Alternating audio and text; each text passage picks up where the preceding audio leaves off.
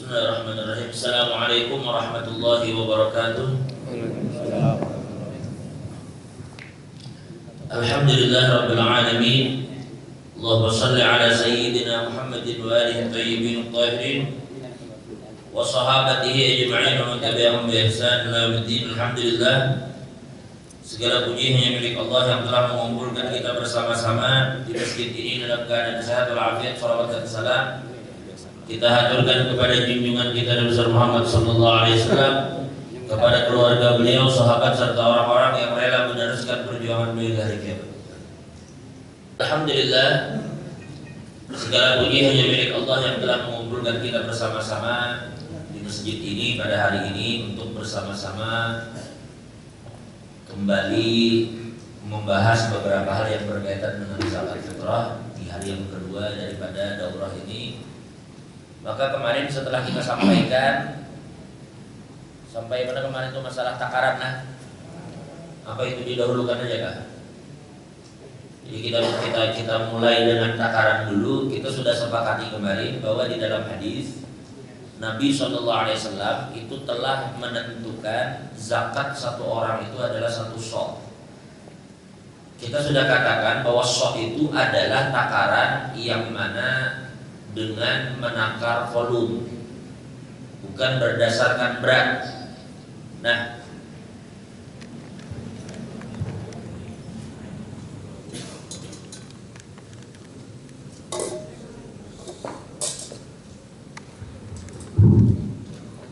baik para jamaah, ini adalah yang disebut dengan sok. Jadi dikatakan di dalam hadis bahwasanya Rasulullah itu menetapkan zakat itu satu orang satu sok daripada gandum, daripada kurma. Dan kita yang berada di Indonesia ini kesimpulannya adalah yang dizakatkan itu makanan pokok kan. Karena kita memakan nasi maka otomatis dengan beras.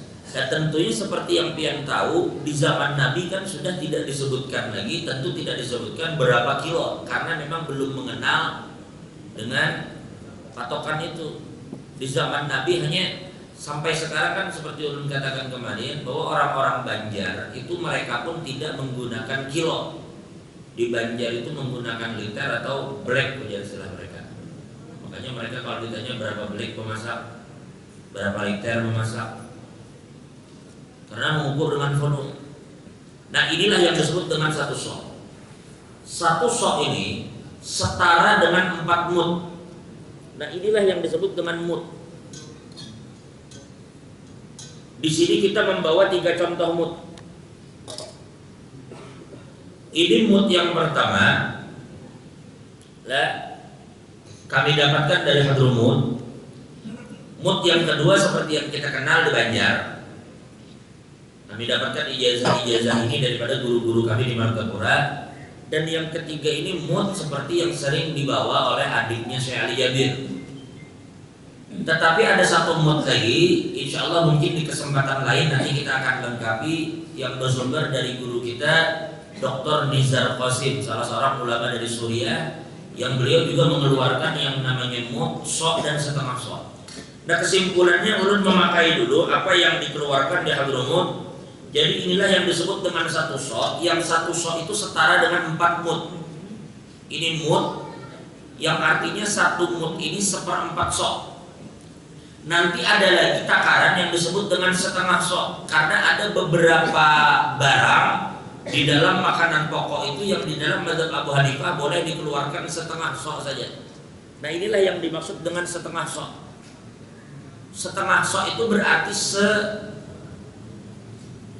2 mud ya. Jadi ini 4 mud, ini 2 mud, dan ini yang 1 mud. Nah, jelas kira-kira. Nah, inilah takaran fidyah. Jadi apabila ada orang tua yang tidak mampu untuk berpuasa, atau ada orang yang sakit yang tidak ada harapan untuk sembuh, tidak mungkin bisa putus dari obat, harus terus meminum obat-obatan dan tidak memungkinkan puasa, maka kita bayarkan fidyah per hari 1 mud. Ini mud. Zakatlah yang 1 sok. Nah, lalu sekarang kita kan mencoba untuk mengkonversi istilah mud dan apa tadi sok tadi ke dalam kilo. Nah, inilah yang kemudian makanya kalau kita membuka di kitab-kitab fikih itu bahkan di antara mereka tidak tercapai kesepakatan. Ada sementara mereka mengatakan keluarkanlah sekitar 2,5 kilo. Ada yang mengatakan keluarkan 2,75 atau 2,8. Ada juga yang mengatakan keluarkan 3 kilo. Nah, kenapa bisa seperti itu? Sekarang kita buktikan. Di sini di hadapan kita ada 2 timbangan. Timbangan digital yang mengukur sampai ke gramnya, ada juga timbangan yang jarum. Coba kita lihat dulu. Karena Pemkot kita sudah memutuskan untuk mengeluarkan zakat per orang berapa? 2,75. Balikpapan sudah dari jauh-jauh hari, sewaktu hidup zaman almarhum Kiai Haji Ahmad Syarwani Zuhri di Balikpapan, Profesor Kiai Haji Ahmad Syarwani Zuhri, dari zaman beliau ada, itu sudah ditetapkan zakat per orang di Balikpapan itu adalah 3 kilo. Bahkan 3 kilo. Memang kami katakan apabila kita ingin berhati-hati, tentu kita mengeluarkan yang lebih banyak sebagai bentuk ihtiyat dan tidak akan menjadikan miskin juga, kira-kira cuma berlebih 1/4 kilo itu misalnya. Nah, jadi oleh karena itu sekarang coba kita lihat yang pertama.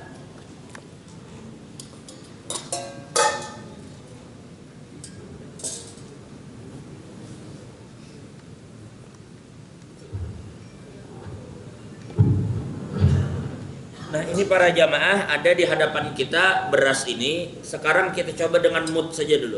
Dengan mud. Ini kayak apa cara memakainya lah. Setelah diletakkan mud ini kayak apa menjadikan supaya kosong lagi?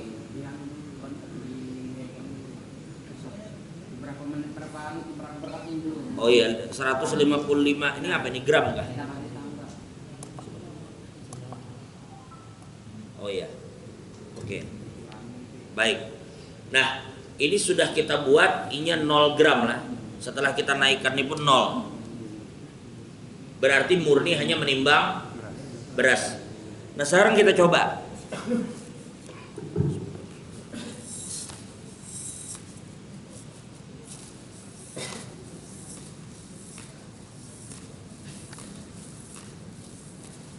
Kita hendak coba seperti apa dulu? Apakah kita papas saja dulu ataukah kita jubung? Kita papas saja. Kita coba papas dulu karena kita coba keduanya. Kalau kita hendak melihat dengan cara dipapas berapa dapatnya? Meskipun nanti pada prakteknya tidak dianjurkan seperti inilah. Tapi kita coba dulu dipapas dulu. Sekira benar-benar rata. Sekarang kita lihat berapa dapatnya. Ternyata di sini ya,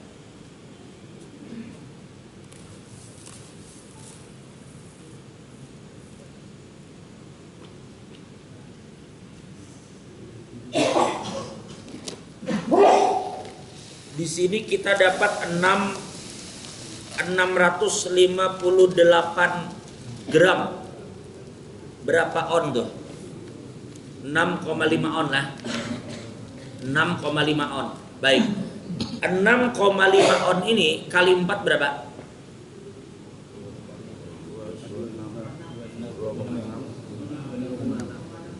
2,6 kilo. Baik. Ini menggunakan inilah. Ini kalau kita papas. Nah, sekarang coba jubung. Ulama kita menyuruh seperti ini, dijubungkan.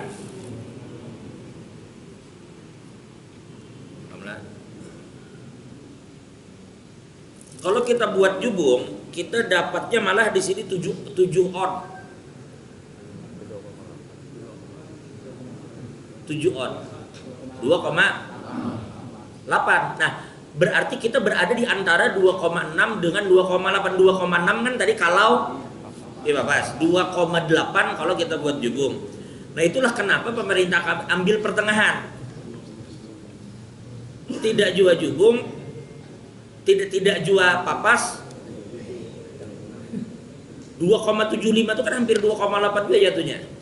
Nah itulah faktornya. Itu satu, kita gunakan yang inilah. Ini tolong kena ada kalau pembersihan ada kalau kena. Baik, ini yang pertama, menggunakan mood yang kami dapatkan di Hadramut. Yang pertama. Yang kedua kita coba gunakan mood yang digunakan di biasa di Martapura.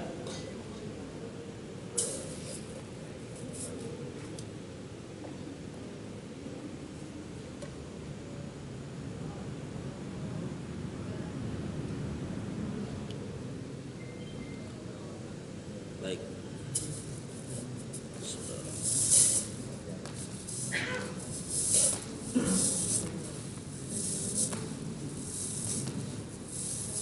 Agak kelawasan lah cara kain lah. Yang penting lakas ya. Baik, ini kita dengan apa? Tapapas.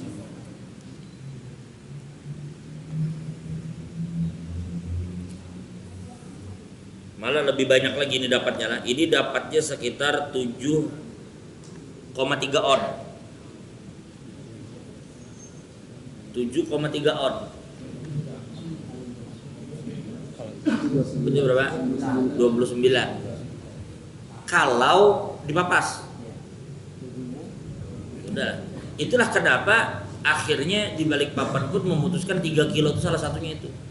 Mereka juga menggunakan banyak.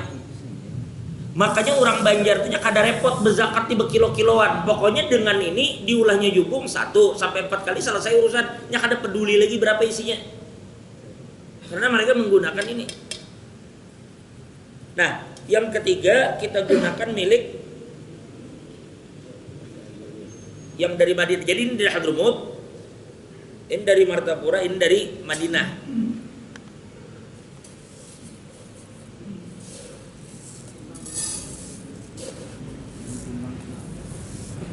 Oh maaf.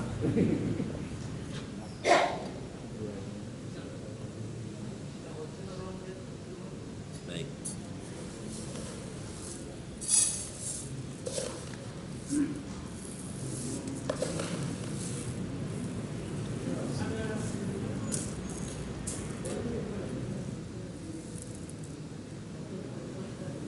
Nah ini kalau kita papas, ini dapatnya 6,5 on.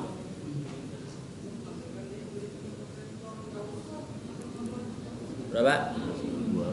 2,6. 2,6. Berarti hampir setara dengan yang ini adalah ketika kita papas dapatnya 2,6. Baik. Berarti otomatis dapatnya 2,6, 2,8 dari apabila kita buat jumbo dan berapa tadi? 2,9 menggunakan karena memang terlihatnya lebih besar lah. Nah, sekarang langsung saja kita coba menggunakan. Nah, ini adalah sok yang didapatkan di Mekah. Ini sok yang digunakan di Mekah, kemudian ini sok yang digunakan di Hadramut. Ini sok. Baik, kita coba saja langsung. Satu sok ini berapa?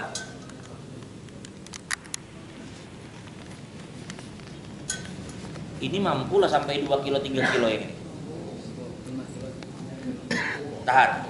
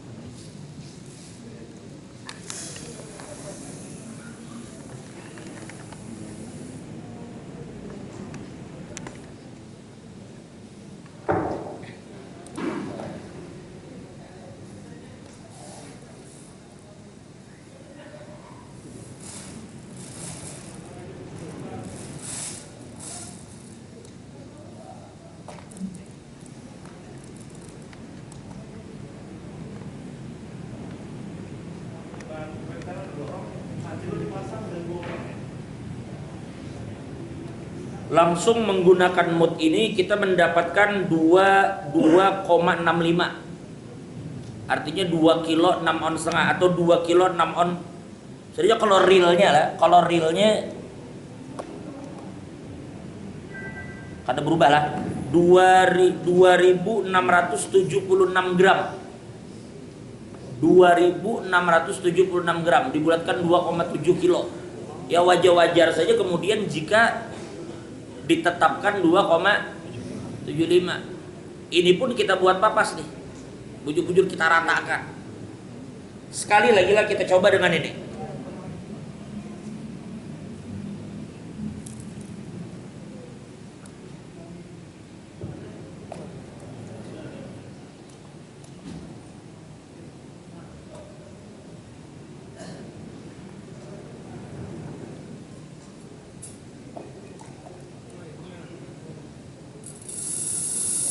Nah,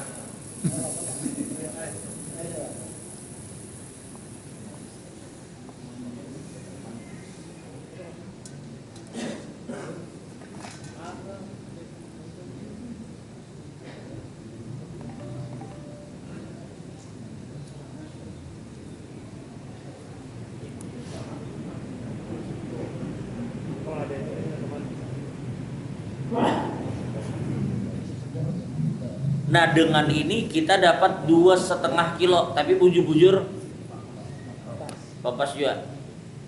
Nah, baik. Dikira ada tolonglah beras ini lah. Kena sekalian pas ada basah. Dia tambur beras gitu. Baik. Jadi sementara akhirnya kita ini kan hanya sekedar melihat aja. Tapi pada akhirnya pemerintah itu menentukan kan. Maka apa yang telah ditetapkan pemerintah itu ikuti saja.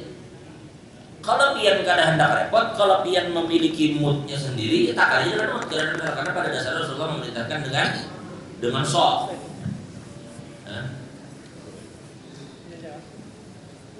Dan memang ulama kita menyuruh tidak dipapas tapi dibuat jubung, dibuat menggunung lah. Nah, dengan menggunung itulah tidak ditemukan 2,5 tadi. Jadi 2,5 tadi baru kita dapatkan apabila benar-benar kita papas habis. Nah, baik, jelas sampai di sini lah. Baik, selesai masalah itu. Karena pada akhirnya kalau kita bicara kilo-kiloan itu, makanya sulit diukur dengan kilo. Karena apa yang kita masukkan sekarang menurut katanya lebih apakah kira-kira pian tahulah beras basmati lah, beras India. Nah sekarang pertanyaan ulun adalah kalau beras India yang dimasukkan ke sini kira-kira beratnya akan sama lah dengan jumlah yang sama. Nah itu yang kita kada pernah coba lah. Itu yang lepas kita untuk mencoba. Sekarang coba beras Banjar yang apa kira-kira? Ya kan ada beras yang kecil-kecil anunya. Ada juga beras yang besar-besar. Kira-kira seandainya dengan dua tipe beras yang berbeda dimasukkan ke dalam volume yang sama, ke dalam takaran yang sama, kira-kira ketika dikonversi jadi berat kira-kiranya berbeda kan? Kemungkinan besar berbeda. Karena yang mengisi volume, mengisi ruang. Semakin kecil semakin rapat dan padat. Nah itu para jamaah. Baik, selesai kita tidak berpanjang lebar tentang itu. Pada hakikatnya ini daripada formalitas kita lakukan. Pada akhirnya pemerintah sudah tetapkan juga berapa yang mesti dikeluarkan. Baik, kita langsung saja kepada apa yang kita ingin bahas. Apa kemarin kita kan? Oh, pertama langsung kepada Abil dulu lah. Baik, Amil. Mana yang dari Robito?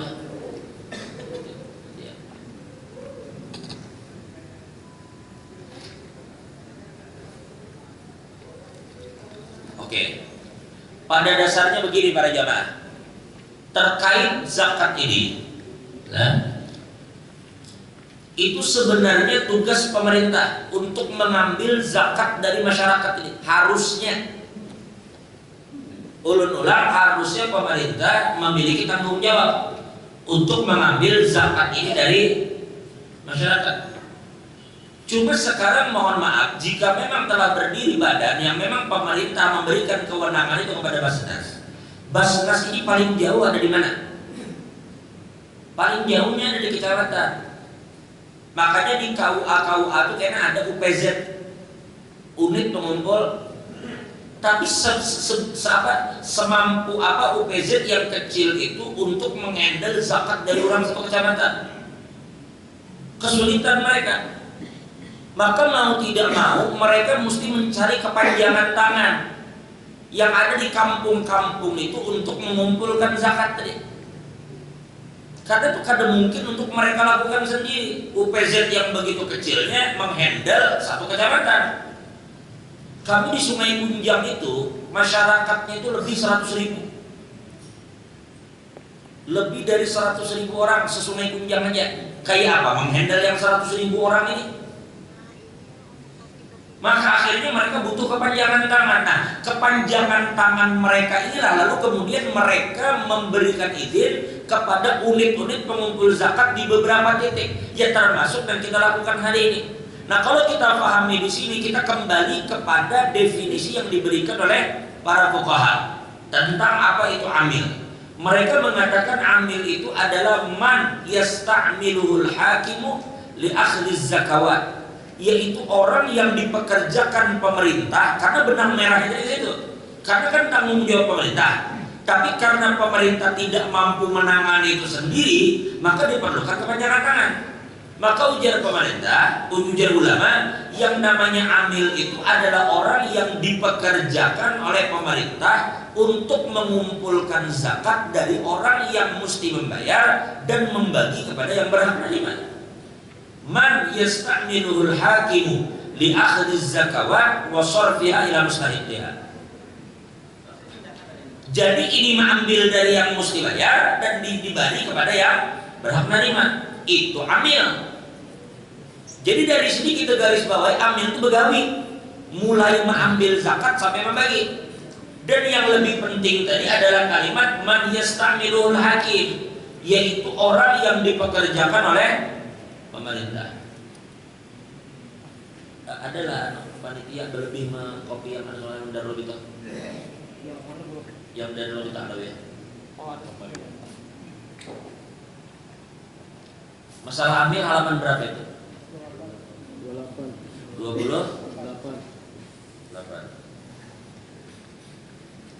Coba lihat di sini. Amil. Nah, kalau versi yang ditulis oleh Rabithah Alawiyah, amil adalah orang yang diangkat oleh pemerintah pusat atau wakilnya ke bawah yang untuk mengurus zakat. Tugasnya mengumpulkan zakat dari muzaki, mencatat, menjaga harta dan membagikan kepada mustahik. Jadi yang namanya wakil ini adalah yang memang mendapatkan kewenangan itu. Amil yang berhak menerima zakat adalah yang tidak digaji atau disewa oleh pemerintah. Jika mereka mendapatkan gaji dari pemerintah, maka mereka tidak berhak lagi dapat zakat. Nah, ini perlu digarisbawahi. Tapi hari ini pemerintah menyiapkan gaji lah. Adalah kadang-kadang maka mereka berhak dapat dari zakat itu. Makanya timbul pertanyaan, sebenarnya para amil ini dapat zakat kan dapat upah kan? Itu dua kalimat yang berbeda. Sebenarnya amil ini dapat duit itu sebagai zakat atau sebagai upah. Sementara ulama mengatakan bahwa yang didapat oleh amil itu upah, meskipun sumbernya dari zakat, tapi sebagai upah. Makanya bila dapatnya upah itu mendapatkan penanganan yang berbeda, karena kita akan bahas. Jadi yang didapat berarti upah. 1, 2. Dari sini kita dapat simpulkan bahwa panitia penyalur zakat yang dibuat oleh masjid, jadi mohon maaf jangan tersinggung. Masjid tiba-tiba berinisiatif sendiri untuk membuka unit pengumpul zakat, begitu juga mushola, begitu juga apa misalnya ormas atau apapun itu. Kita kalau mengumpulkan penggalangan dana untuk orang kebanjiran, untuk orang gempa, silakan aja. Tapi zakat kita sudah bisa sembarangan para jemaah. Kenapa alasannya tidak diperkenankan kepada ormas tertentu, masjid tertentu, pondok tertentu, lembaga tertentu? Tidak boleh asal buka unit zakat ini. Kenapa? Karena kita akan bahas. Karena ini terkait dengan hak orang-orang miskin. Sekarang mohon maaf, urut kembali tanya ke Pian. Amil berhak kada tadi dapat? Berhak dapat ya? Oke, berhak. Sekarang katakan di Masjid Pelita dibangun misalnya unit pengumpul zakat yang memang mendapat mandat resmi misalnya. Di tengah perjalanannya rupanya panitia ini bergesek. Ujar panitia ini kami kada cocok ini di sini begini dan seterusnya. Akhirnya mereka membuka tandingan di simpangan sana, nang bundaran saja. Misalnya. Karena tidak sepakat dengan yang di sini, maulah di situ. Belum lagi RT ini merasa wadah kita banyak, kita buka juga. Akhirnya langgar ini buka, RT sini buka. Tidak mustahil akhirnya satu RT ada 3 UPZ. Maka kita bisa katakan akhirnya duit zakat tuh habis mengupahi amil kebanyakan. Nah ini yang kita kadang bisa seperti harus ditertibkan. Nah jadi oleh karena itu para jamaah, tolong ini diperhatikan. Sekarang kita membagi dua. Kita bisa katakan begini, ada badan zakat yang berdiri memang ada mandat atau SK dari pemerintah. Inilah yang disebut amil. Ulang sekali lagi. Apabila memang badan itu mendapatkan izin atau SK dari pemerintah, maka disebut amil. Tapi apabila itu badan berdiri sendiri atas inisiatif mereka saja, maka disebut apa? Disebut apa? Wakil. Disebut wakil. Ingatlah, pian tidak harus menunggu. Pian bisa aktif, berinisiatif.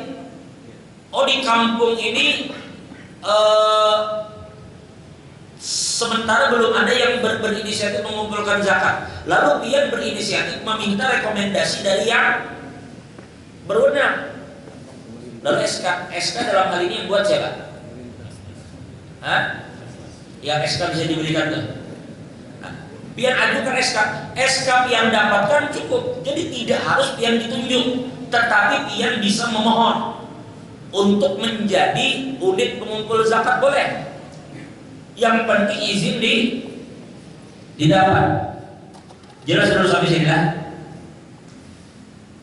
Nah jadi sampai di sini ulang sekali lagi ulun pertegas, yang namanya amil adalah orang yang dipekerjakan pemerintah untuk menarik zakat dari yang wajib membayar dan dibagi kepada yang berhak menerima.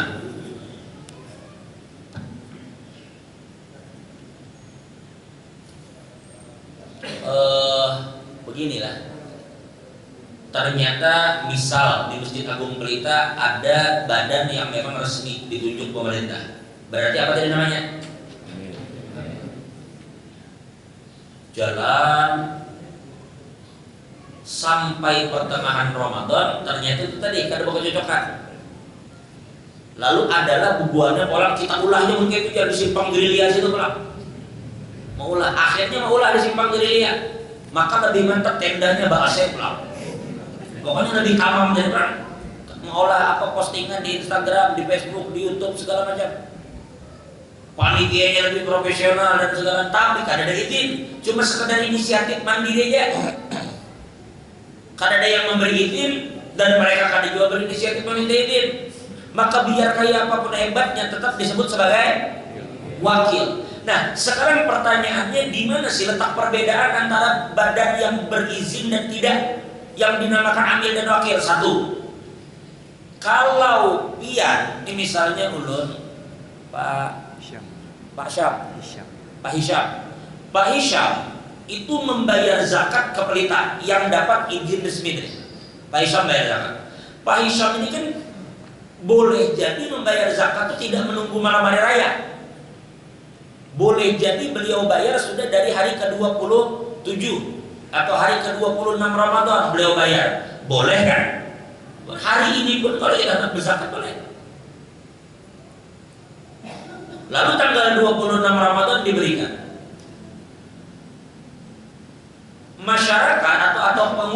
komisi masjid ini menetapkan kita akan bagikan zakat ini malam hari raya. Berarti ada waktu 5-6 hari nih sampai waktunya membayar zakat, membagikan dari waktu yang beliau mengumpul. Karena beliau kan mengumpul tanggal 25 atau 26 Ramadan, sedangkan dibagi malam hari raya. Mohon maaf, alhamdulillah min dzalik. Misalnya terjadi musibah, begitu sudah dikumpul, beras simpan di gudang di mana-mana, musibah ada api, alhamdulillah min dzalik.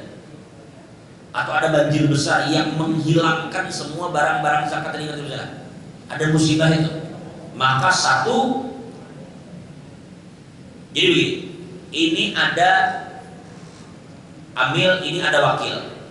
Amil itu adalah kepanjangan tangan dari mustahik. Jadi ketika barang sampai ke amil, seakan-akan barang itu sudah sampai ke orang miskin, karena mereka itu wakil orang miskin, jelas kan? Sedangkan yang kita sebut wakil itu adalah kepanjangan tangan dari orang yang berzakat. Bahasanya itu orang berzakat bapak antarkan ke situ. Jadi yang namanya wakil ini kepanjangan tangan orang yang mengeluarkan zakat. Adapun amil itu kepanjangan tangan dari penerima. Ketika kita telah menyerahkan harta ke amil, seakan-akan sampai ke penerima.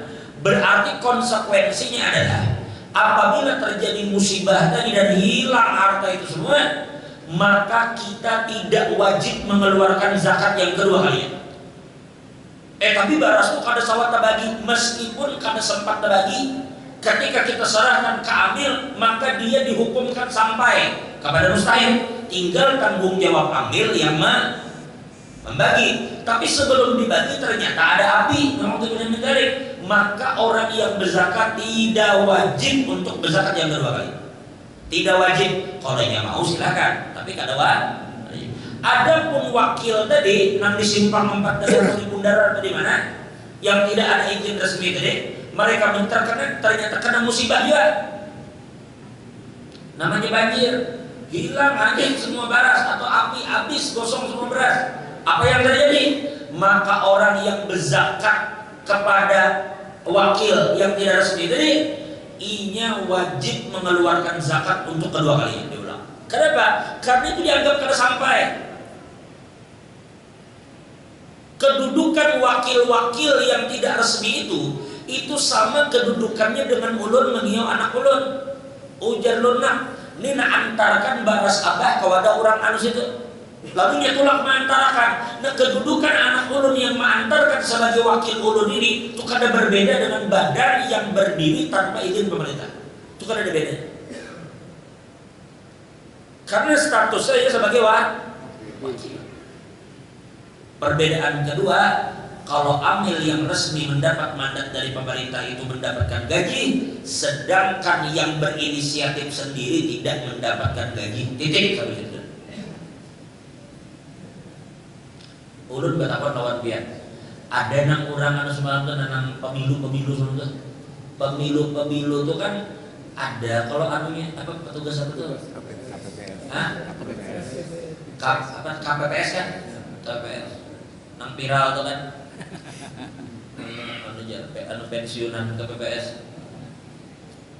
Petugas KPPS itu ditunjuk resmi lah itu. Resmi ditunjuk lah. Digaji kan itu? Sekalinya ada orang juga di situ diinisiatif membantu. Ada membantu juga supaya lakas kita tuntun ya. Berinisiatif seorang membantu bagus segala macam.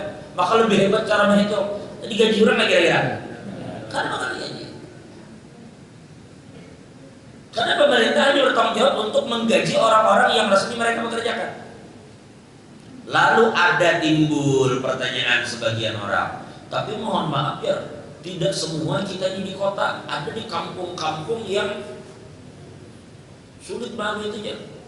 Jadi mereka berdiri sendiri. Nah itu kita katakan dalam urusan zakat kenapa tiba-tiba sulit.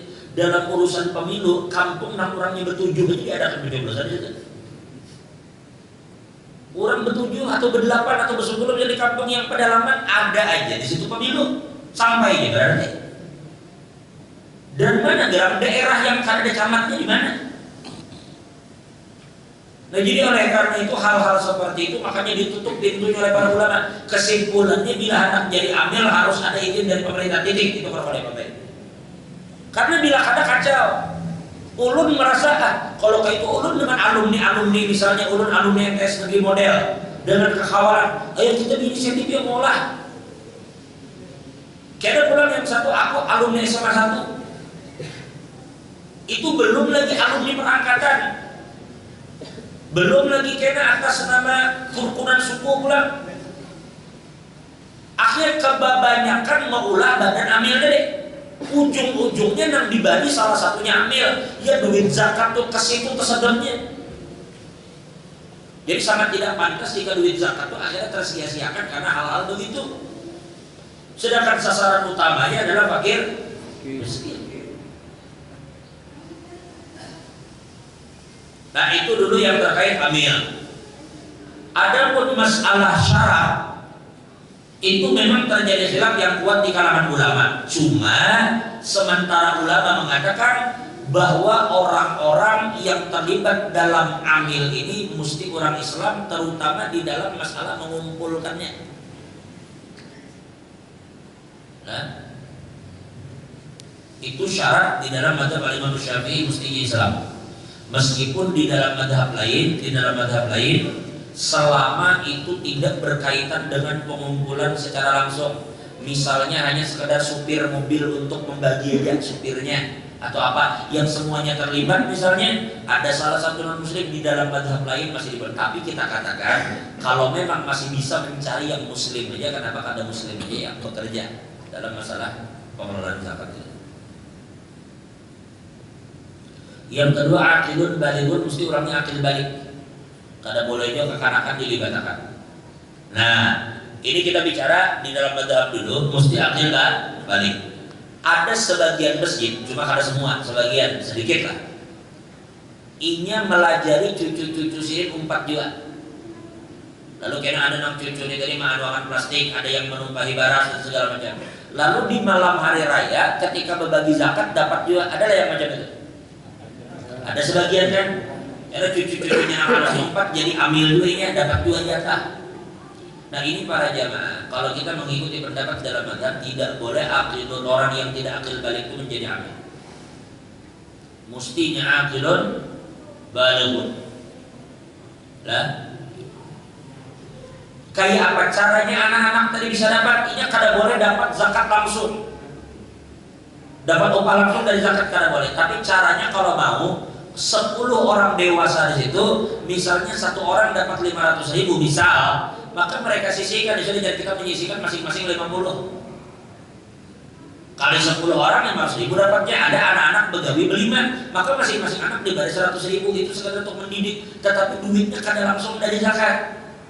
Tapi seakan-akan yang Tuhan tadi menyisihkan miliknya untuk diberikan kepada anak-anak tadi. Baik, itu yang pertama. Jadi yang pertama dikatakan ini mesti Islam. Yang kedua adalah akhirun balighun. Yang ketiga jujur.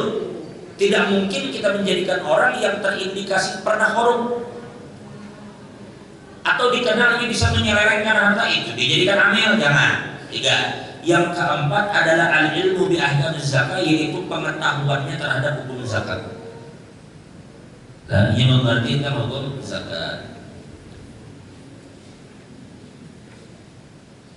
Oke, selesai di sini. Jadi jelas sampai jelas. Jadi kesimpulannya memang amil itu harus mendapat SK. SK itu kalau pilkada anak repot minta aja langsung 5-10 tahun. SK berapa tahun sekarang? 5 tahun. 5 tahun. SK itu perpanjang. Dan kada sulit juga kira-kira untuk mendapatkan SK itu, insyaallah. Kemudian yang kedua, apa syarat yang kita bahas tadi? Kemudian berapa yang diterima? Oke, nah ini yang penting. Jadi begini, kalau kita bicara pendapat, akan selalu banyak pendapat. Tetapi sementara mu'asyir sebagaimana disebutkan dalam Tafsirul Fiqh dan juga disebutkan oleh Syekh Ba'diyah dan cenderung kepada yang disebutkan juga dalam Tafsirul Fiqh, bahwasanya jatahnya orang yang menjadi amil itu hanya sekedar upah yang layak atas pekerjaannya, titik. Kenapa? Ini oleh ulama dipertegas untuk supaya jangan sampai dana-dana yang harusnya sampai ke fakir miskin itu banyak tersedot diambil. Dan sekali lagi ulang, itu pun ambil dapat lantaran pemerintah kada menggaji, benar ya? Kalau pangkena kalau aja bang, kalau pina kena 2002 berapa nih pemilu ini 2024 kan nih kacang gubernur nih. Kalau pina misalnya ujar gubernur misalnya calon gubernur, apabila aku terpilih Sen, maka salah satu anggaran kau alokasikan untuk pembuahan amil kan yang ditunjuk langsung oleh pemerintah misalnya. Maka kada perlu lagi yang ambil zakat supaya zakat itu pure dibagikan kepada masyarakat yang miskin misalnya begitu. Maka ketika pemerintah sudah tetapkan besarannya itu dan itu cukup untuk para amil tadi, maka amil itu kada boleh lagi menerima zakat. Kada boleh lagi, titik. Cuma lantaran pemerintah belum bisa memberikan upah, maka upah ini diambil dari zakat. Nanggaran upah, para jemaah, nanggaran upah, upahnya berapa? Upahnya ujar ulama sekedar upah yang layak, kada juga berlebihan. Memang ada sebagian ulama yang mau sampai 1/8, tetapi setelah kemudian diteliti lagi oleh para ulama, kesimpulannya memang ulama lebih cenderung kepada pendapat yang mengatakan sekedar upah yang layak. Karena kalau 1/8 ini cukup fatal juga lah, cukup fatal. Kalau yang kita bicarakan hanya sekedar zakat fitrah mungkin kada seberapa, tapi itu pun selama penerimaan Ramadan ada beberapa masjid yang mendapatkan jumlah masuk itu lebih se-M. Ada kada? Ada yang lebih se-M. Jangan pian kira kada ada. Kalau misalnya masjid itu mendapatkan 1,6 M misalnya, gabungan dari zakat fitrah, ada juga yang zakat harta sampai 1,6 M. Lalu yang ada dalam otak kita ini tadi 1/8 ya. 1/8 dari tahunnya bagi 8. Berarti kalau itu, kalau kita bagi 8 1/6 M bagi 8 berapa? 200 bagi 8. Kalau 800 juta kan bagi 8 100 juta. Kalau 1,6 M berarti 200 juta. Oke dong, 200 juta. Lalu di situ ada 20 amil misalnya. Berapa sih kok? 10 juta. Kayak itu kan cara kita bagi. Nah, satu hal dulu yang pian harus pahami ketika pian jadi amil ini ketika pian ditunjuk, maka sadari bahwa ini amanah yang diberikan untuk pian berkhidmat ke masyarakat. Jadi berarti medannya ini ketika kita ditunjuk amil, ini medan pengabdian bukan pencaharian. Yang harus dipahami. Bukan pencaharian.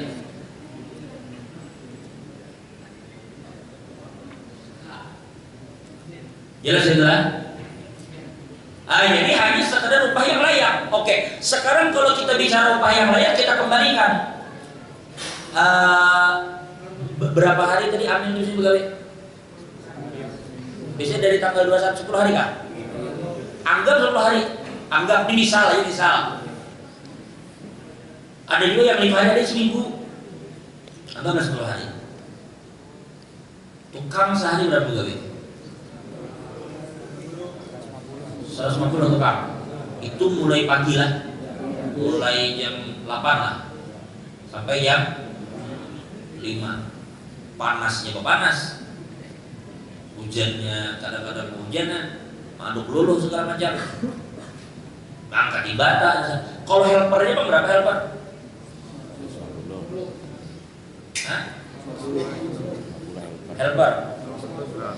Helper itu kan rasanya lebih berat lah. Nih bang angkat, gaji lebih sedikit. Oke, itu sekedaran aja sih. Nah lalu misalnya selama 10 hari begawi, Amil ini kira-kira kada kalau baru hujan bepanas. Nah, habis itu sip-sipan jola. Sip-sipan bilangnya katanya ambil aja uyuhnya guling, ini malamnya timbul. Kadang-kadang lah tanggal 21 tuh amilnya ke-7 ke-8, begitu malam hari raya separuh kampung. Jadi bahkan sebagian orang menganggap asal datang membantu malam hari raya dapat jatah amil juga. Cuma ini kadang terjadi pada kita. Itu mungkin di sekitaran Filipina. Jadi bilanya sudah malam hari raya, butuyuk datangnya. Maka berada minta jatah amil. Jadi ini masalahnya seperti ini. Jadi oleh karena itu ketua pun ujung-ujung diperhatikan siapa orang-orang yang diberi mandat sebagai amil. Nah, kemudian ketika mereka datang, kita anggap ini misalnya 100.000 per hari, berarti selama 10 hari itu dapat 1 juta. Kira-kira sedang aja lah. Ini contoh aja dulu kada mesti dapat 1 juta. Ini contoh biar sedang lah kira-kira. Misalnya seperti itu, 1 juta sedang, misal. Itu pun kayak pegawai profesional itu sudah. 1 juta 10 hari misalkan begitu. Nah, lalu kita contohkan tadi dapat 1,6 M. 1/8 dari 1,6 M adalah berapa? 200 juta. Sedangkan amil yang begawi di situ misalnya katakan 15 orang. 15 orang. Kita katakan tadi per orang dapat 1 juta. Berarti untuk 15 orang dibutuhkan dana berapa? 15 juta. Dari 200 juta kurang 15 sisa 185. Maka wajib hukumnya mengembalikan 185 ini kepada golongan yang lain yang tersisa. Bukan ini menghabisi 1/8 itu semuanyaan. Nah, tapi kada apa-apa aja. Wajar aja kami dapat 1/8 juga. Oke, kayak gitu sudah. Kalau memang menurut Pian itu wajar, oke. Anggap aja wajar. Biasanya hari raya Idul Fitri itu ketika kita sebelum sembahyang Id adalah laporan tentang zakat. Biasanya ketika kita bagi ke fakir miskin nominalnya itu disebutlah. Sekian jalan dibagikan kepada fakir sekian lah. Pertanyaannya, yang dijulung ke amil disebutkan. Kira-kira jatah amil dengan mereka sama kan? Sama kan? Sebagian mengatakan ada sama aja yang benar. Kira-kira itu banyak dapat miskin, itu banyak dapat amil. Amil. Kalau memang ada pertanggungjawaban menyampaikan bahwa ini yang diberikan kepada orang-orang miskin, kenapa kada wani menyampaikan yang diterima amil? Hah? Karena bakal ada disebut.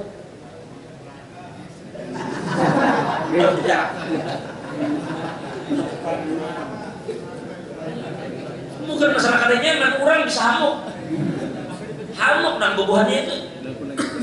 Nah ini yang kita katakan tadi, apa lagi? Itulah makanya sekali lagi kita katakan, hindari fitnah itu sebisa mungkin. Memang kalau kita bicara pendapat itu akan bahkan yang lebih garang, hendaklah yang lebih dari 1/8. Namun sekedar kita bicara pendapat, tetapi dikatakan walaisa kullu qaulin yuqal. Tidak selalu semua pendapat itu mesti disampaikan, apalagi dipakai. Jadi kita timbang saja. Kadang-kadang masuk akal gawian itu kalau masuk dulu dapat 1/8 secara keseluruhan.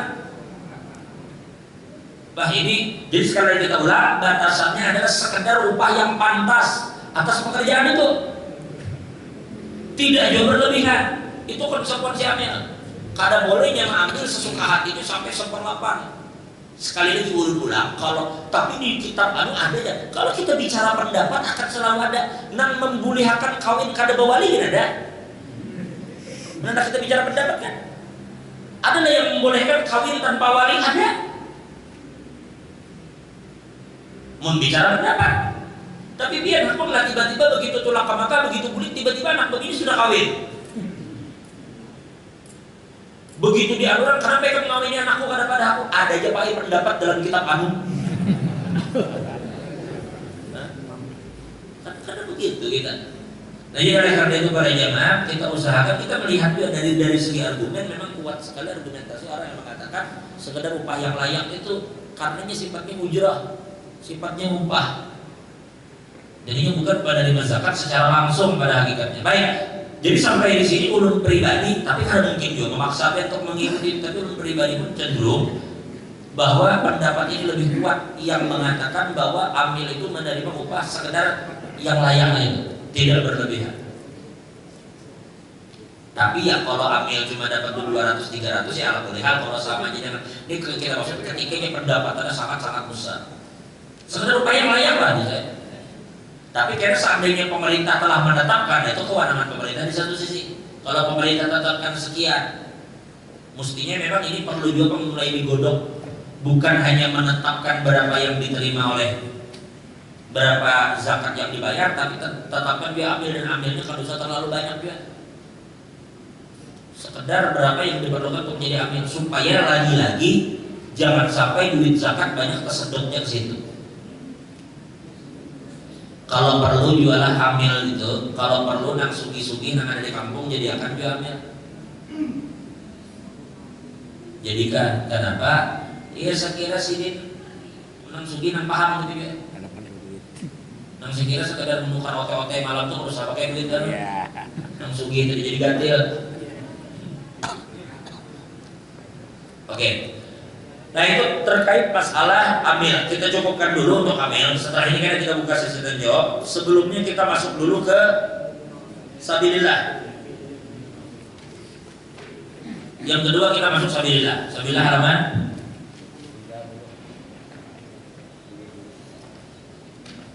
30. Oh ini dipersingkat. Sengaja dipersingkat supaya jangan membuka ruang. Dan sabilillah, yang dimaksud sabilillah adalah orang yang berperang di jalan Allah dengan sukarela dan tidak mendapatkan gaji. Maka mereka diberi bagian zakat meskipun mereka adalah orang kaya. Jadi dari sini kita simpulkan, berarti ini menyimpulkan yang dimaksud fisabilillah itu adalah orang yang berperang. Titik, itu ada komanya sini. Makanya kalau kita membuka ada satu kitab ditulis oleh Sayyid Hasan Al-Kaf, namanya itu Taqriratus Sadidah. Kitab Taqriratus Sadidah. Di situ ketika beliau menjelaskan tentang apa? Ketika beliau menjelaskan tentang sabilillah, beliau itu tidak memaknakan sabilillah tetapi langsung menggunakan kalimat guzah, orang yang berperang di jalan Allah. Langsung begitu. Berarti kada kawal juga. Jadi penerima zakat ada berapa? Ada berapa penerima? Satu, innamas shadaqatu lil fuqara, akhirnya wal masakin wal amilina 'alaiha amil wal mu'allafati qulubuhum wala apa lagi? Wa fir riqab, dan orang yang budak bukan, wal gharimin, dan orang berhutang, wa fi sabilillah, dan orang berperang tadi. Wa ibnu sabil dan ibnu sabil. Ibnu sabil sudah kita contohkan kemarin. Ada orang dari Berau menuju ke Banjar, sampai di Samarinda, istirahat sebentar, sekalinya kecopetan. Tidak ada lagi duit untuk beli ke Banjar. Lalunya datang meminta bekal untuk bisa beli ke Banjar. Nah, itu kita beri bekal sekedar yang cukup sampai ke Banjar aja, karena juga berlebihan. Nah, dari delapan ini jelas kalau kira-kira lah, fakir siapa jelas, miskin jelas, amil jelas juga tadi, mu'allaf jelas juga, budak kan ada lagi, orang berutang jelas juga, kemudian apa lagi? Fisabilillah, orang yang berperang di Allah, dan ibnu sabil jelas. Lalu mungkinlah dari 1 sampai 6 lanjut 8 jelas, tiba-tiba 7 hari jelas. Maksud kada jelas adalah timbul karena pertanyaan, ini pertanyaan lanjutan. Bagaimana hukumnya kalau ustaz atau kiai atau guru berhak dapat zakat? Sekali diulang, ini memang sensitif cuma ya kayak apa? Karena yang kita lakukan adalah mempertahankan hak orang-orang miskin tadi. Bolehlah guru menerima zakat, itu katanya. Bolehlah guru menerima zakat, bagaimana?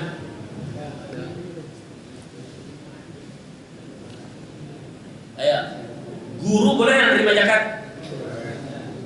Hah? Karena Bapak jawab, boleh atau tidak? Hah? Ada sebagian mengatakan tidak boleh, ada sebagian mengatakan boleh. Berarti sekarang pertanyaan kepada yang mengatakan boleh, berarti guru boleh menerima zakat. Gitu. Pertanyaannya, guru apa yang boleh? Hah? Kalau guru yang ngajarin pesantren mah? Guru ngajarin pesantren? Hah? Boleh juga? Oke, boleh. Sekarang kalau ngajar di pesantren tapi sering ngajar penjaskes bang? Hah? Nggak ngajar sih pesantren. Kadang mungkin pulang kan guru fikih di Bali, guru hadis di Bali, sering penjaskes. Aku sih ganti pakainya sok. Yang dapat siapa? Yang dapat guru ngaji. Guru ngaji. Oke. Kalau misalnya satu hari Pak Hadi Mulyadi merasa sudah biar Pak Hadi Mulyadi, Pak Hadi wakil gubernur, aku nyisirin menghabiskan waktu menyisirin masa-masa Tuhani hendak melajari ngaji masyarakat di kampung aja. Lalu kira-kira cocok langkah anak itu berzakat tahun Pak Hadi? Atau Pak Wakil Presiden kita Pak Kiai Maruf Amin, kiai itu kiai besar, begitu sirin sudah pensiun daripada Wakil Presiden, di masa-masa itu aku sih melajari masyarakat di kampung aja, mulai melajari fikih, kemudian melajari kitab, termasuk melajari anak-anak mengaji. Lalu kira-kira anak-anak mengaji ini berzakat tahun sirena? Guru ngaji? Karena mampu. Lo berarti kita bicarakan guru ngaji ya. Kalau kada mampu itu kan bisa dibahas lagi guru ngajinya. Karena kada mampu itu siapa? Kada mampu kan? Berarti bukan faktor guru ngaji. Faktornya kada mampu. Jadi orang yang mengatakan guru menerima zakat itu pun kebingungan ketika ditanyakan gobitnya. Seandainya guru ngaji minimal berapa lawas di guru ngaji? Kalau ngikut akhir-akhir Syaban berubah profesi mungkin guru ngaji. Jadi akhirnya ada hal-hal yang ambigu gitu sih. Ada hal-hal yang membingungkan pada kesimpulannya adalah di zaman Nabi itu banyak kok guru-guru yang mengajar, itu cukup banyak sahabat-sahabat banyak. Kalau memang kiai itu berhak menerima zakat, karena sulit bagi Tuhan untuk menetapkan dan menyebutkan kiai berhak dapat. Para pengajar, karena sulit bagi Tuhan. Tapi kenapa Allah buka itu ayat dengan kalimat innama itu lil hasar, untuk membuat batasan. Makanya Tuhan menerima zakat itu 8 penerimanya. Kadang boleh kita jadikan 9. Karena bisa, karena Allah tetapkan cuma 8. Dan zakat itu ingat, itu bukan Nabi yang menetapkan. Yang menerima zakat itu bukan Nabi yang menentukan, tapi Tuhan langsung dalam Al-Quran. Menunjukkan itu di satu sisi menjaga Nabi dari fitnah. Karena masalah duit ini sensitif. Jadi jangan orang mengira, oh Nabi itu jadi balik kami kada. Ini Tuhan langsung yang tetapkan. 8 golongan itu Tuhan yang tetapkan. Kalau misalnya semua itu bisa masuk fisabilillah, masjid masuk, pesantren masuk, apalagi panti masuk, guru masuk, pokoknya segala yang baik masuk, itu sama namanya membuat tidak terbatas dengan bernaung dengan kalimat fisabilillah. Apa gunanya membatasi lapang ujung-ujungnya beratan pakajal itu juga? Pakajal fisabilillah. Sehingga percumalah makna hasar tadi. Nah sekarang kita lihat aja. Kita lihat pendapat 4 mazhab terkait makna sabilillah deh. Kita lihat pertama di dalam mazhab Imam Abu Hanifah. Di dalam mazhab Abu Hanifah, menurut Qadhi Abu Yusuf, ya ada dua sahabat, 2 ulama besar dalam mazhab Abu Hanifah, namanya Qadhi Abu Yusuf dan Muhammad bin Hasan. Ujar Qadhi Abu Yusuf, yang mendapatkan fisabilillah ini adalah orang-orang yang ketika dikumandangkan jihad, mereka tidak memiliki kecukupan senjata untuk berperang. Pedangnya kadada, tameng kadada, maka diberilah zakat untuk mereka menukar perlengkapan tadi. Itu yang dimaksud fisabilillah, ujar Qadhi Abu Yusuf. Jelas kan? Jelas kan? Jihad ini berkumandang. Tiba-tiba mereka karena punya senjata, dikeluarkanlah dana untuk menukar, dijulung ini menukar senjata. Satu, menurut Imam Kasani, begitu juga dalam Muhammad bin Hasan.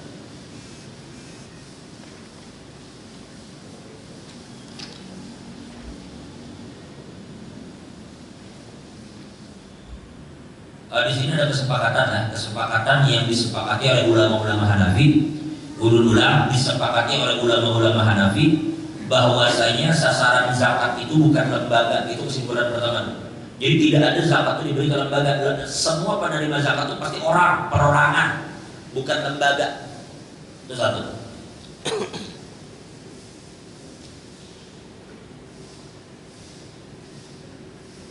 Kecuali ada misalnya panti asuhan, mohon maaf, mereka di dalamnya terdapat orang-orang miskin atau lembaga-lembaga yang menaungi orang miskin, bolehlah kita serahkan ke lembaga, boleh jika sekedar menjadikan lembaga penyalur, tapi bukan penerima hakikatnya, tapi penyalur. Kita titip, tolong kena bagikan ke orang-orang miskin yang berada di bawah naungan yayasan ini gitu.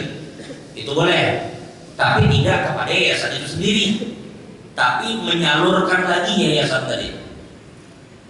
Di dalam mazhab Malik, ujar Muhammad bin Abdul Hakam bahwa zakat fisabilillah itu boleh untuk membuat baju perang ketika perangnya belum berkumandang. Jadi perbedaannya hanya itu. Kalau dari ujar Qadhi Muhammad bin Qadhi Abu Yusuf dalam mazhab Hanafi sudah dinyatakan perang, kan ada dana, itulah. Kalau dalam mazhab Malik kada. Dalam mazhab Malik meskipun belum ada dekret perang, pernyataan perang, tetapi menggunakannya untuk perlengkapan berkaitan perang boleh. Contohnya membuat bedulu baju perang, atau misalnya ditukarakan benteng, ditukarakan senjata-senjata yang sifatnya pertahanan, itu boleh.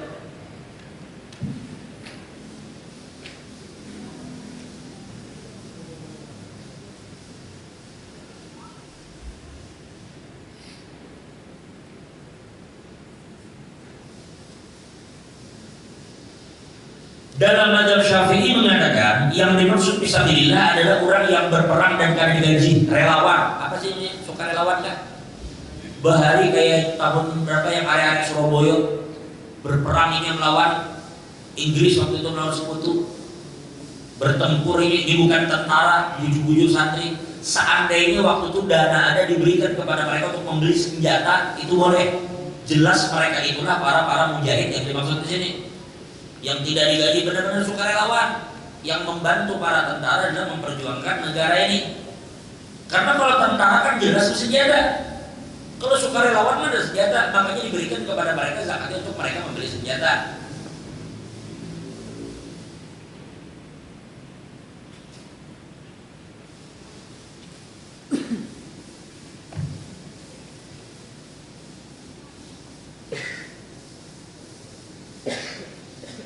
Kalau dalam mazhab Hambali ada dua pendapat.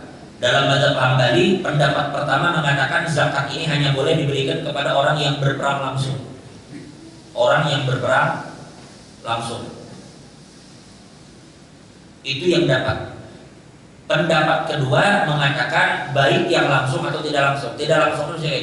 Ada sebagian orang yang ditinggal di kampung, tapi tetap dipersenjatai. Tapi setelah perang usai mereka wajib mengumpulkan lagi senjata itu ke negara. Itu dalam mazhab Hambali. Dari semua yang dibahas di 4 mazhab, maka kesimpulan mereka adalah mereka itu sepakat tidak boleh zakat itu diberikan kepada keluar dari makna perang. Itu dari pendapat terkuat di 4 mazhab tadi bahwa zakat itu memang maknanya perang.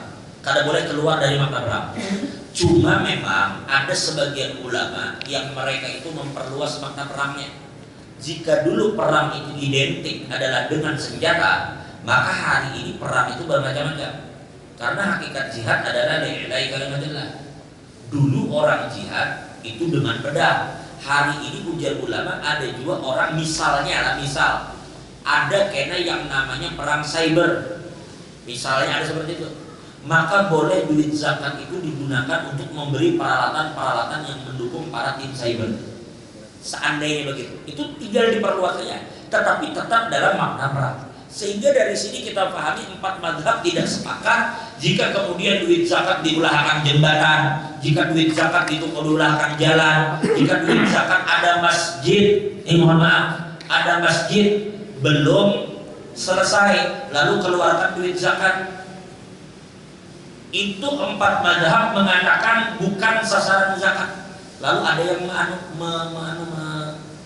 menyela, ujarnya kalau begitu kesiannya ke masjid-masjid yang terbengkalai. Maka kita katakan, satu, masalah masjid terbengkalai itu jangan para jamaah semuanya dibebankan ke zakat. Seakan-akan di dalam agama ini ada bab wakaf, ada bab sodakoh, kita masih ada bab-bab yang lain, sehingga tidak menjadi, makanya zakat itu tanggung cuma 8 golongan, karena masih ada bab lain yang namanya wakaf.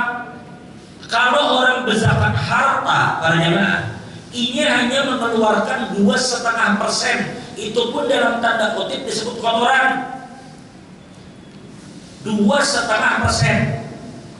Kalau memang ada bahasa, aku membantu masjidnya, kasihan biar masjid, makanya zakatku kok keluarkan zakat itu. Bukan ada begitu. Kalau memang dia nak bantu, mana yang 97,5? Ini cuma 2,5% saja.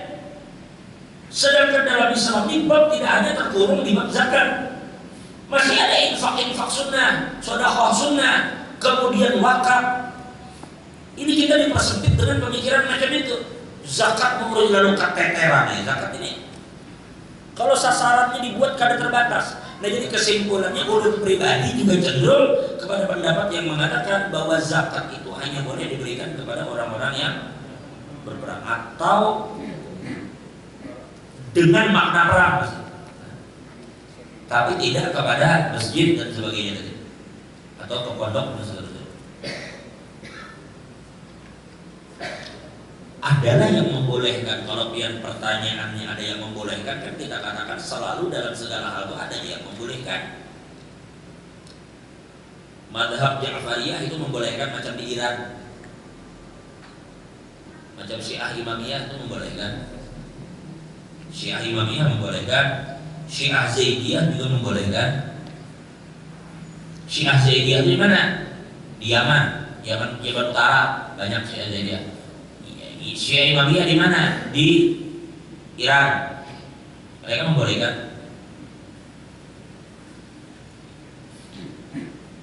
Termasuk pendapatnya Syekh Rasid Ridho, pendapatnya Syekh Syartut, dan yang lain-lain. Pian bisa kalau ada lebih detail tentang ini, bukanya buku yang ditulis oleh Dr. Yusuf Kordowi namanya Fiqh Zakat. Ini Fiqh Zakat, yang di Fiqh Zakat ini buku satu kitab ini yang berbicara zakat. Ini buku yang sangat detail berbicara zakat dan termasuk salah satu masterpiece yang ditulis oleh Dr. Yusuf Kordowi. Namanya Fiqh Zakat. Kalau untuk cetakan ini Muassasah Risalah itu sekitar 980 hampir 1000 halaman. Hampir 1000 halaman, dan ini sudah dijual terjemahnya. Banyak dijual terjemahnya, ada di Toko Aziz kalau tidak salah, biar cari namanya Fiqh Zakat tulisan Dr. Kordowi. Itu cukup lengkap dan detail berbicara tentang. Baik, kesimpulannya adalah zakat berikan ke fakir miskin itu ya. Terutama zakat fitrah dalam konteks ini. Karena kemarin kita sudah katakan ternyata ulama dalam masalah zakat fitrah pun itu berbeda menjadi 2 pendapat. Pendapat pertama mengatakan zakat fitrah, zakat mal penerimanya sama-sama lapar. Pendapat kedua mengatakan zakat fitrah itu penerimanya cuma pakai miskin, tidak ada yang lain. Berarti kalau kita mengikuti pendapat kedua bahkan ambil pun lepas. Ya. Bahkan ambil pun lepas.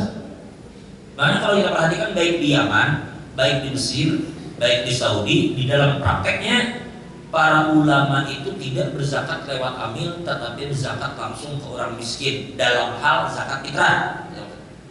Langsungnya ke orang miskin. Karena dikatakan tadi zakatul fitr tuharatun lis-sha'imi min al-lagwi wal-rafath wa tuhmatun lil fuqara wal masakin. Jadi seakan-akan Nabi sudah katakan bahwa zakat fitrah ini hanya untuk fakir miskin saja. Dan itu lebih selamat jadinya ketimbang kita kena ribut-ribut masalah amil. Udah, kalau kita pribadi di dalam prakteknya, baik abah, kai juga berataan, mereka rata-rata dari dulu sudah mengeluarkan zakat itu hanya langsung ke fakir miskin saja. Langsung ke fakir miskin. Tapi memang ada kaidah usul mengatakan at-tansis fi afradil 'am la yufidu at-takhsis. Nah, itu dalil-dalil ulama yang mengatakan tansis fi afradil 'am la yufidu at-takhsis. Baik. Kesimpulannya pandangan empat mazhab bahwa perang itulah yang dimaksud dengan jihad. Dan fisabilillah tidak boleh jatahnya diberikan kepada lembaga, tapi memang harus perorangan. Kemudian apakah masjid dan tuan guru berhak menerima zakat? Masjid tidak menerima zakat, adapun kiai juga tidak menerima zakat. Kiai kan menerima zakat. Tapi kiainya susah. Nah, kalau susah tuh usah dibahas, biar ada kiai gitu kan. Akarnya masuk miskin tadi. Oke, baik. Cuma ada sekarang kebiasaan masyarakat kita kan sudah kebiasaan seperti itu, jadi bila itu mengiau guru dulu. Makanya setelah itu karena guru itu mengembalikan ini jadi sini zakat aku terima zin, nah sekarang zin aku titipkan, aku kembalikan ke ikam, tolong zin dibagikan ke orang-orang yang berhak. Ada salah, karena terkadang ada sebagian orang hatinya itu kada anu hati kalau kada ibadahnya diterima dulu didoakan gitu, mengharap keberkahan. Tapi ujung-ujungnya kalau dibaginya ke orang-orang fakir miskin.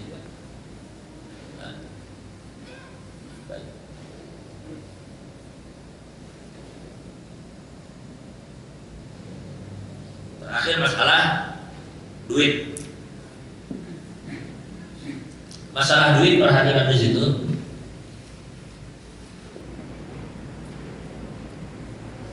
Nah, kalau kita lihat tadi sini di Robitoh menulis di halaman 22. Di sini ukuran zakat fitrah satu sok beras kurang lebih 2,75 sampai 3. Nah, makanya atas dasar kehadiran mereka menulis begitu tuh. Kalau rasanya ada dari Nahdlatul Ulama, kalau nggak silap ada lagi yang mengeluarkan dari pengurus besar Nahdlatul Ulama dari Bahsul Masail PBNU. Itu kalau nggak ada silap mereka juga ada mengutamakan dulu dengan masyarakat diperbolehkan ujar mereka untuk membayar zakat fitrah dengan menggunakan uang seharga 2,7 kg. Berarti kan patokan mereka 2,7.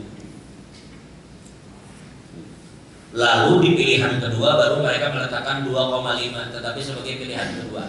Karena setelah kita timbang tadi memang ada yang 2,5 menggunakan sok yang ini tadi.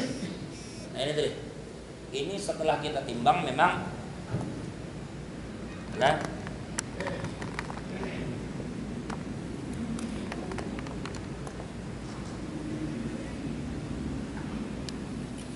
itulah kita coba timbang tadi.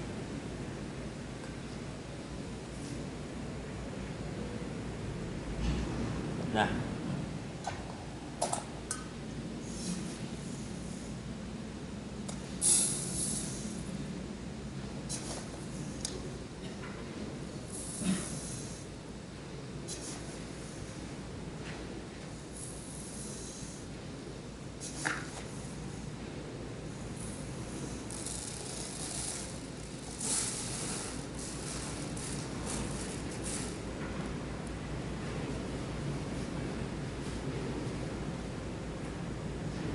kita dapat 2,5 tetapi dengan memang yang pas-pasan lah.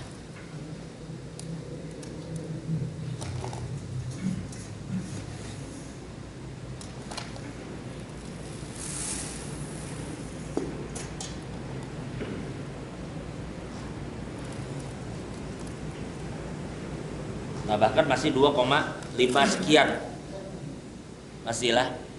Nah jadi kita tidak heran kenapa PBNU juga menetapkan boleh saja mengeluarkan 2,5. Coba pian kesini melihat seorang ada berapa coba di sini. Ini sudah dikurangi adalah sudah dikurangi dengan berat ini beratnya sok. kita lihat dapatnya. Ya Allah. Ya Allah. Itu pun kita buat sedikit jubung menggunung. Nah, jadi memang jangan juga diingkari apabila orang mengatakan 2,5 itu. Karena kita melihat sendiri juga takaran yang digunakan dan ternyata memang dapatnya 2,5. Meskipun atas dasar kehati-hatian tadi mengeluarkan 2,7 atau 2,75 atau sampai 3 kilo, dan tidak ada masalah juga jika kita keluarkan langsung 3 kilo. Hukum mengeluarkan zakat fitrah dengan uang dulu. Di sini kita lihat ketika kita membahas tentang apakah boleh mengeluarkan zakat dengan uang, maka ulama terbagi menjadi 2 pendapat. Satu, tidak boleh dengan uang. Itu pada apa baik, kada boleh dengan uang, memang harus dengan makanan pokok. Dan ini adalah pendapat terkuat di dalam mazhab. Pendapat terkuat di dalam mazhab 1 Maliki, 2 Syafi'i, 3 Hambali, 4 Daud Al-Zahiri, dan kelima Ibnu Hazm. Daud Al-Zahiri dan Ibnu Hazm ini sama-sama dari mazhab Zahir. Namanya mazhab Zahir karena selain dari 4 mazhab, ada nanti disebut dengan mazhab Zahiri. Ada juga mazhab namanya mazhab Imamiyah, ada mazhab Zaidiyah, ada mazhab Ibadiyah. Mazhab Ibadiyah itu sampai hari ini masih dipakai di negara Oman. Itu mazhabnya mazhab Ibadi di luar dari 4 mazhab Ahlussunnah wal Jamaah. Jadi 4 Ahlussunnah wal Jamaah itu hanya Hanafi, Maliki, Syafi'i, dan Hambali. Itu 4 mazhab Ahlussunnah. Adapun di luar Ahlussunnah ada beberapa mazhab yang lain. Baik, jadi Syafi'i, Maliki, Hambali, Daud Al-Zahiri, Hazm mereka mengatakan harus dengan makanan pokok. Dalil 1. Di situ jelas kira-kira. Di situ ada di bawah yang tulisan Arab, Farada Rasulullah sallallahu alaihi wasallam zakat al-fitri sa'an min tamr aw sa'an min sya'ir. Rasulullah telah mewajibkan zakat fitrah harus berupa 1 sok daripada kurma atau 1 sok daripada gandum. Nah, dalil yang mereka pakai adalah jelas di sini dikatakan yang disebut Rasulullah dan makanan pokok. Sehingga mereka menyatakan memang harus dengan makanan pokok. Karena itulah yang dicontohkan Nabi dan itulah yang dipraktekkan di zaman hidupnya Nabi. Jadi kesimpulannya, kalau kita berbicara tentang zakat hanya menggunakan beras, kita jangan heran. Karena toh memang mayoritas ulama kita mengatakan begitu. Tapi ini kan bukan ini yang sedang kita bahas. Karena kalau masalah zakat dengan beras kita kan sepakati semua nih. Karena ada masalah. Tinggal kemudian bagaimana jika beras itu diganti duit, kan itu kita bahas. Berarti fokus pembahasan kita di dalil mereka, bukan di dalil yang pakai beras. Jelas, makanya urut lewat ini. Karena kesimpulan kita sepakat memang ada ulama yang mengharuskan menggunakan beras. Dan itu pendapat pertama memang karena kalau itu pendapat terkuat. Dari hadis-hadis itu diambil kesimpulan pada dasarnya zakat itu adalah ibadah. Sedangkan ibadah kita harus berpegang pada dalil. Jelas di riwayat tersebut bahwa zakat hanya dikeluarkan berupa makanan pokok. Padahal di zaman Nabi ada dinar dan dirham. Tetapi dinar dan dirham tidak disebutkan di dalam ukuran tersebut.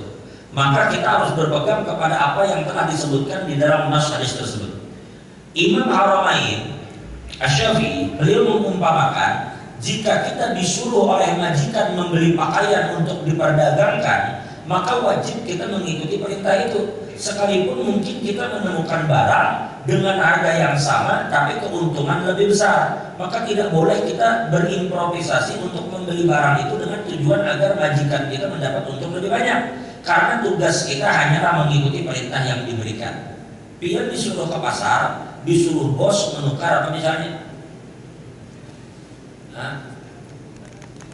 Menukar daging kambing misalnya untuk mengolah nasi mandi. Lalu begitu pian beli, yang pian bawa daging yang lain dengan pertimbangan di bos harganya lebih murah dan untungnya lebih banyak. Karena begitu, maka apa yang diperintahkan itu yang dikerjakan. Itu satu. Yang kedua, dan mereka juga mengatakan bahwa zakat fitrah adalah makanan yang diperuntukkan untuk fakir miskin, sehingga zakat yang diberikan harus benar-benar makanan. Makanya disebut zakat itu makanan. Yang C, zakat fitrah adalah syiar yang nampak, sehingga mengganti makanan pokok dengan uang menjadikan syiar itu tidak lagi nampak. 4. D.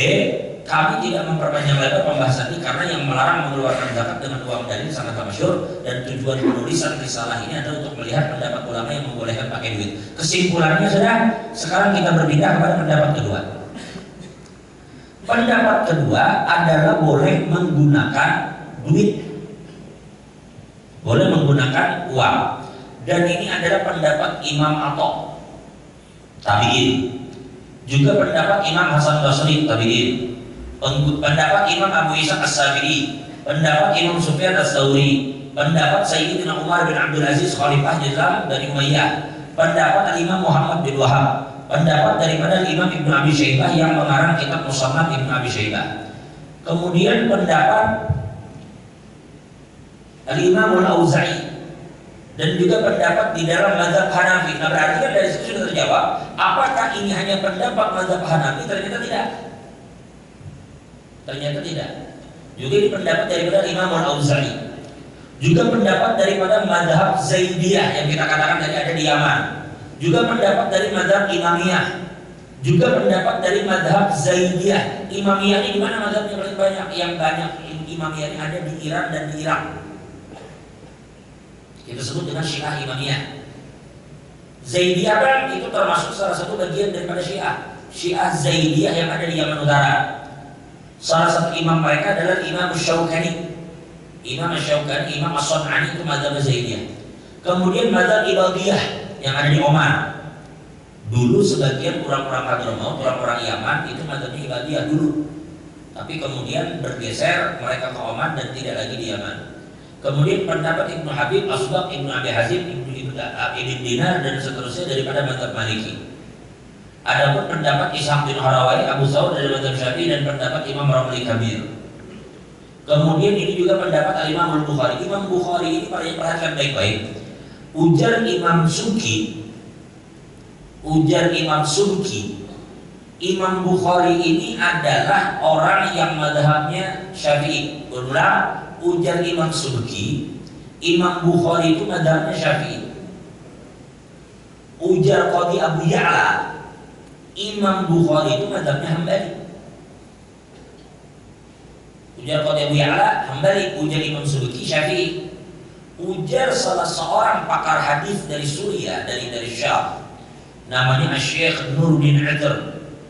Beliau mengatakan bahwasanya Imam Bukhari itu adalah mujtahidun mustaqil, adalah mujtahid sendiri. Itu pendapat Syekh Nuruddin Attar. Terlepas dari itu, Imam Bukhari cenderung kepada pendapat yang mengatakan bahwa berzakat dengan duit boleh, titik. Imam Bukhari, karena mungkin kita katakan Imam Bukhari kan tahu di dalil. Kemudian ini pendapat daripada Imam Abdul Wahab Asy-Sya'rani, murid daripada Syekh Zakaria Al-Ansari. Abdul Sya'rani ulama besar Mesir.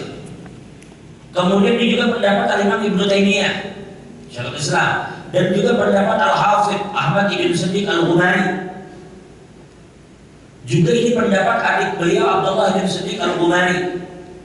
Pendapat Sayyid Ali bin Hasan Al-Qattani, Sayyid Hasan bin Ali Segaf dari Jordan, dan juga pendapat daripada Syekh Nasiruddin Al-Albani. Pendapat daripada Syekh Mahmud Syartun, mantan Grand Azhar di Azhar, Grand Syekh Azhar, dan juga pendapat daripada Dr. Yusuf Al-Qardawi. Dr. Yusuf Qardawi ini dulu adalah pemimpin dari Persatuan Ulama Dunia. Dan juga pendapat daripada Dr. Ali Jum'ah, Profesor Dr. Ali Jum'ah, Mufti Mesir sebelum Dr. Syarqi Alam. Kemudian pendapat Profesor Dr. Mustafa Zarqa, pendapat Dr. Ramadan Said Al-Buti, dan juga ini keputusan Dewan Mahkamah Tinggi Syariah Republik Bahrain yang diketuai oleh Syekh Yusuf Ahmad As-Siddiqi dari mazhab Syafi'i, dan juga Syekh Muhammad Abdul Latif Al-Sa'ad dari mazhab Maliki, Syekh Abdullah Masih Al-Fudalah dari mazhab Syafi'i, dan Syekh Umar Abdul Wahab Al-Qadhi dari mazhab Malik. Dan pendapat ini juga dikeluarkan oleh Darul Ifta Al-Misriyah Mesir yang diketuai oleh Profesor Dr. Syauqi Alam. Juga pendapat yang dikeluarkan Darul Ifta Jordan yang diketuai oleh Dr. Nuh Ali Salmanullah, dan juga pendapat yang dikeluarkan oleh Mufti Suriah, dan juga keputusan Kementerian Wakaf Urusan Agama Maroko Kementerian Wakaf urusan agama Uni Emirat, Majelis Ulama Indonesia, dan tidak terbilang banyaknya ulama yang mengatakan boleh pakai duit. Sudah selesai. Dan ternyata menurut Imam Mahmud bin Ahmad bin Musa, atau disebut Imam Abu Muhammad Badruddin Al-Aini, di dalam kitabnya Umdatul Qari, syarah daripada Sahih Bukhari, beliau mengatakan bahwa mengeluarkan zakat menggunakan uang, menggunakan uang baik zakat harta zakat fitrah, itu adalah boleh, dan itu pendapat Sayyidina Umar bin Khattab. Umar bin Khattab, anaknya Abdullah bin Umar, Abdullah bin Mas'ud, Abdullah bin Abbas sepupu Nabi, Mu'adz bin Jabal, Tawus, dan seterusnya. Dan kami rasa cukup menyebutkan tokoh-tokoh ini yang memperbolehkan mengeluarkan zakat fitrah dengan duit. Dalil Quran kita lewati, ya, di Quran dikatakan khudh min amwalihim shadaqah tahruhum wa tuzakkihim biha. Itu kayaknya dibaca aja lah artinya di situ. Kenapa ayat itu yang justru digunakan sebagai dalil bolehnya duit? Ada kayaknya ulama mengambil istinbat daripada ayat itu. Kemudian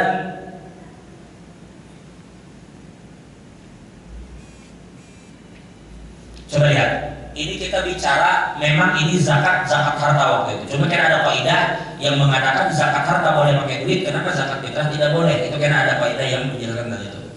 Ba'atha Rasulullah SAW Mu'adzan ila Yaman. Rasulullah pernah mengutus Sayyidina Mu'adz ke Yaman. Fa'amaru an ya'khudha as-sadaqah min al-hindr asy-sya'ir, maka Rasulullah menyuruh beliau untuk mengambil zakat daripada gandum. Daripada gandum.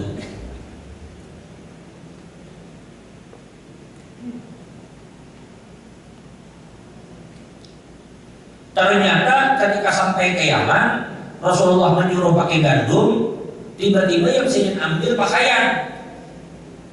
Kan Rasulullah menyuruh kumpuli zakat gandum, yang ingin ambil pakaian. Lalu beliau mengatakan, Sayyidina Mu'adz mengatakan kepada penduduk Yaman, ujar sini diperhatikan nih, langsung ke maknanya kita.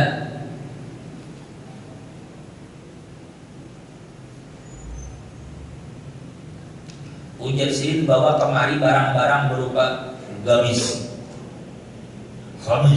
atau jenis pakaian lainnya sebagai zakat menggantikan gandum dan jagung.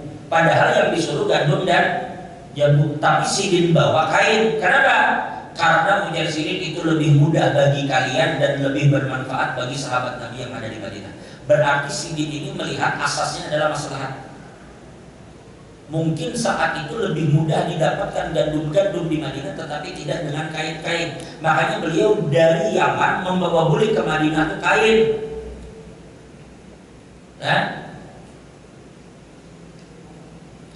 Di dalam Sunanul Kubra, Al-Imam Al-Baihaqi meriwayatkan daripada apa?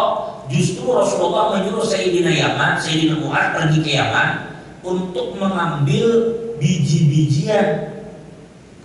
Jadi Nabi itu menyuruh ambil biji-bijian, ambil zakat kambing dari kambing, unta dari unta, sapi dari sapi.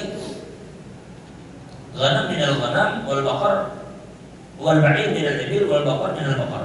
Jadi disuruhnya itu mengambil sapi, kambing. Yang dibawa kain. Yang dibawa kain. Tetapi ketika tidak ada teguran dari Rasulullah, ketika Sayyidina Mu'adz membawa itu, maka ujar beliau ini termasuk ketetapan yang diberikan oleh Rasulullah kepada Sayyidina Mu'adz, bahwa Rasulullah boleh mengambil atas dasar maslahat mengganti dengan sesuatu yang lebih maslahat.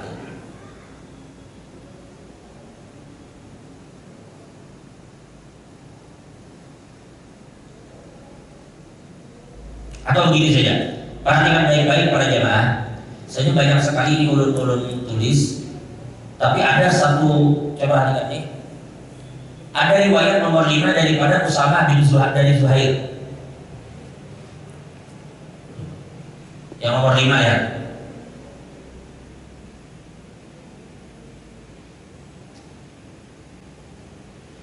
Dari Usamah, dari Zuhair, beliau berkata, aku mendengar Abu Ishaq As-Sabi'i. Abu Ishaq Sabi ini adalah sahabat yang menjadi murid dan bertemu dengan Sayyidina Ali dan sahabat-sahabat yang lain. Adraktuhum menjadi. Adraktuhum itu adraktus sahabat. Aku di sini menemui sahabat. Karena sahabat itu sempat sih karena tabi'in. Jadi bertemu dengan para sahabat. Adraktuhum dan aku bertemu dengan para sahabat. Hum yu'tuna fi sadaqatil fitr ad-darahim bil qimati ta'am. Aku menyaksikan para sahabat itu, mereka itu membayar zakat fitrah itu menggunakan duit sebagai pengganti makanan. Coba lihat. Aku dapati mereka memberikan sedekah fitrah atau zakat fitrah dengan menggunakan dirham, menggunakan duit seharga makanan. Berarti sahabat lakukan itu. Jelas kan? Yang kedua,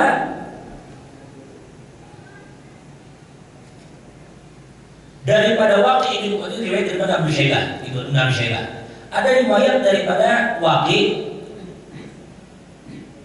di zaman Sayyidina Umar bin Abdul Aziz bahwa beliau mengirim surat untuk diatur besaran zakat fitrah berupa setengah sok setiap orang atau setengah dirham. Pilihan, boleh pakai pokok, boleh pakai duit. Yang ketujuh riwayat daripada Waqi, daripada Hisham, daripada Al-Hasan Al-Basri, beliau mengatakan la ba'sa an tu'ta darahim fi shadaqatil fitr, tidak mengapa jika menyerahkan dirham untuk membayar zakat fitrah. Hadis riwayat Ibnu Abi Syaibah. Dan juga banyak sekali kemudian kita lihat dari kaidah-kaidah usul nanti sedangkan Nabi kan menyebut